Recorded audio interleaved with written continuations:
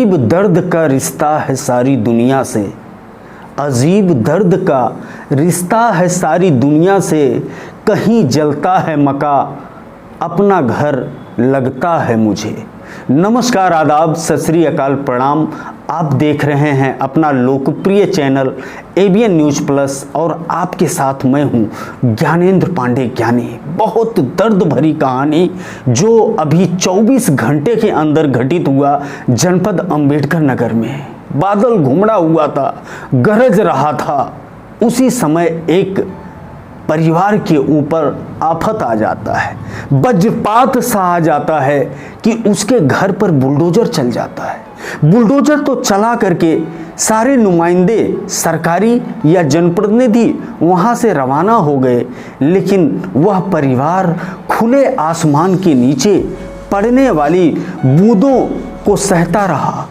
धीरे धीरे बारिश तेज होती गई, ठिठुरन बढ़ती चली गई और वह परिवार एक तरफ जहां बरसात से पानी बह रहा था, वहीं दूसरी तरफ उनके आंखों से आंसुधारा निकल रही थी।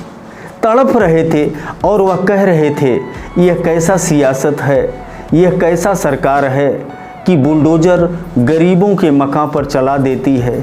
तनिक भर नहीं सोचती कि आखिर में वह गरीब जाएगा कहाँ, जिसके पास एक टुकड़ा ज़मीन नहीं है, ना तो सिर ढकने के लिए कोई भी छाया है।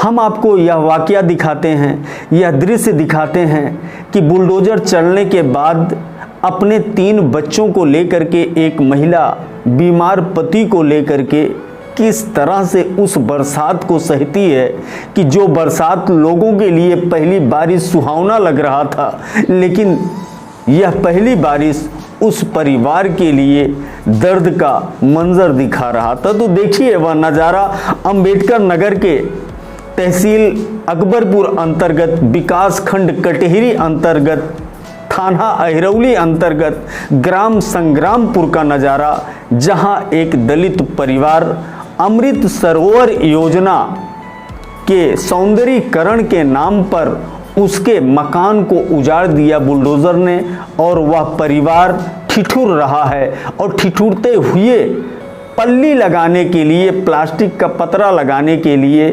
खोद रहा है ज़मीन को और बरसात में भीगते हुए। देखिए सबसे पहले वह हृदय विदारक नज़ारा।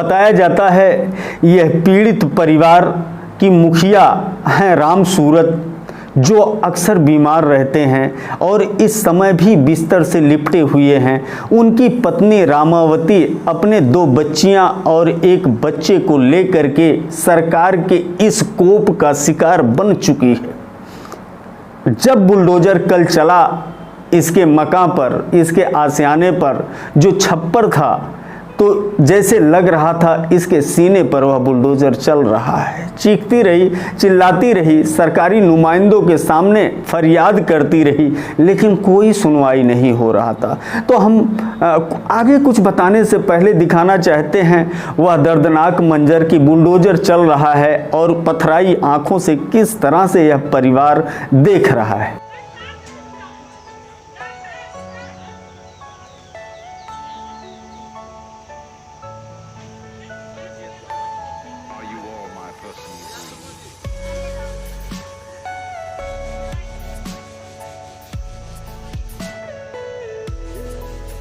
जब हमारे व्यूअर्स ने इसके बारे में जानकारी किया तो पता चला कि संग्रामपुर में यह जो दृश्य देखने को मिला है, रामावती फरियाद एक तरफ जहां कर रही थी, वहीं सरकारी अधिकारी जो वहाँ पर मौजूद थे उन्होंने बताया कि तुमको सरकारी आवास मिला है, पहला किस्त मिल गया है, तो फिर क्यों ना मकान बना लेती। रामावती रो रो करके कहने लगी कि मकान तो सरकार ने दे दिया है, लेकिन एक टुकड़ा ज़मीन भी मेरे पास नहीं है, मैं भूमिहीन हूँ। सरकार जब तक भूमि की व्यवस्था नहीं करेगा तब तक कैसे बनेगा सरकारी आवास।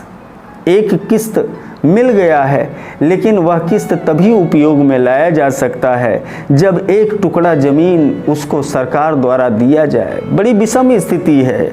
बच्चे भीग रहे थे, तड़प रहे थे, पूरी रात ऐसा लग रहा था कि जैसे यह एक योजन की रात हो। घंटों में तब्दील नहीं हो पा रही थी रात। भीगते हुए किसी तरह से रात बीता। सुबह तमाशबीन बन करके गांव के लोग इकट्ठा हुए और पूछते हुए कुछ लोग नज़र आए कि तुम कहां पर लेटी थी। तो बच्चों ने बताया कि किसी तरह से यह प्लास्टिक का पतरा लगाने के बाद, पल्ली लगाने के बाद इसके नीचे रात बिताया हमने।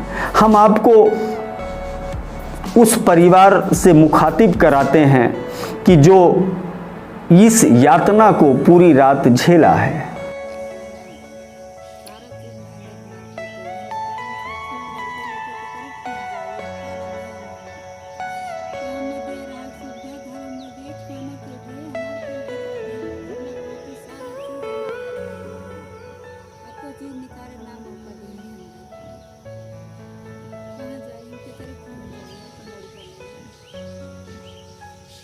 किसी शायर ने कहा है कि राहों में कांटे थे फिर भी वो चलना सीख गया।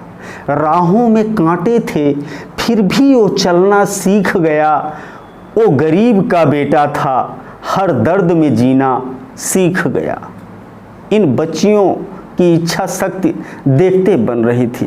रो तो रही थी, लेकिन एक उम्मीद था, एक न एक दिन सरकार उनके आवाज़ को सुनेगा। लेकिन वो कोस भी रही थी उन सरकारी नुमाइंदों को और पंचायत प्रधान को कि जो कोई वैकल्पिक व्यवस्था दिए बगैर उसके आशियाने को तोड़ करके चले गए।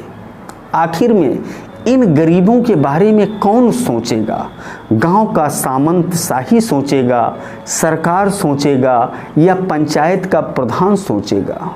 जो जानकारी मिली कि पंचायत का प्रधान इसलिए खुश नज़र आ रहा था क्योंकि इस परिवार ने उसको वोट नहीं दिया था। ऐसा तोहमत लगा था इस परिवार पर कि वर्तमान प्रधान को वोट नहीं दिया था। यह परिवार कह रहा था दबे जुबान से कि शायद वोट ना देने का खामियाजा हमको भुगतना पड़ रहा है। बहरहाल यह बात तो अलग है कि वोट किसने दिया किसने नहीं दिया, मतदान गुप्त हुआ था। लेकिन इस तरह से निर्णय ले लेना अमृत सरोवर के नाम पर कोई आपातकालीन व्यवस्था अमृत सरोवर का नहीं है कि रातों रात किसी के घर पर बुलडोजर चला दिया जाए और अमृत सरोवर को सौंदर्यीकरण के रूप में तब्दील किया जाए। अमृत सरोवर एक सुखद अनुभूति देने वाला प्रोजेक्ट है, योजना है। यह किसी के आंसू से भरा जाने वाला सरोवर बनाया जाए तो कतई जायज़ नहीं है। इस बारे में जिला विकास अधिकारी वीरेंद्र सिंह से जब एबीएन न्यूज़ प्लस ने संपर्क किया तो वीरेंद्र सिंह ने कहा कि इस घटना की जानकारी हो गई है। जो भी नुमाइंदे ने यह निर्णय लिया बिना कोई वैकल्पिक व्यवस्था किए तो यह बहुत गलत है। उन्होंने तत्काल प्रभाव से खंड विकास अधिकारी अंजलि भारती से दूरभाष पर संपर्क किया और कहा कि तुरंत स्थलीय निरीक्षण कर उस पीड़ित परिवार को जो खुले आसमान के नीचे या प्लास्टिक के पल्ली के नीचे इस बरसात में जीवन बिताने पर मजबूर है, उसके लिए त्वरित व्यवस्था की जाए। यह आदेश जिला विकास अधिकारी वीरेंद्र सिंह ने दिया और एबीएन न्यूज़ प्लस को यह विश्वास दिलाया कि कतई ऐसे कदम को नहीं उठाया जाएगा और उस पीड़ित परिवार को तुरंत कोई न कोई व्यवस्था दिया जाएगा। बहरहाल सरकारी नुमाइंदे हो या जनप्रतिनिधि हो, अगर इस तरह का कदम उठाते हैं तो बुलडोजर एक भय का प्रतीक बन करके रह जाएगा। वैसे अतिक्रमण हटाने की कार्रवाई और योजनाओं को धरातल पर लाने की कार्रवाई जिस तरह से सख्ती से सरकार कर रहा है उसको भरपूर समर्थन मिल रहा है, लेकिन अगर गरीबों पर इस तरह से कोई व्यवस्था किए बगैर और संवेदनहीनता के साथ कार्रवाई सरकार या सरकारी नुमाइंदे करते हैं तो कहीं न कहीं सरकार से लोगों का विश्वास उठता हुआ दिखेगा। एवीएन न्यूज प्लस की नज़र बनी रहेगी कि इस तरह का भयावह और दर्दनाक मंजर दोबारा देखने को न मिले। एवीएन न्यूज प्लस के लिए मैं ज्ञानेंद्र पांडे, ज्ञानी, अंबेडकर नगर से।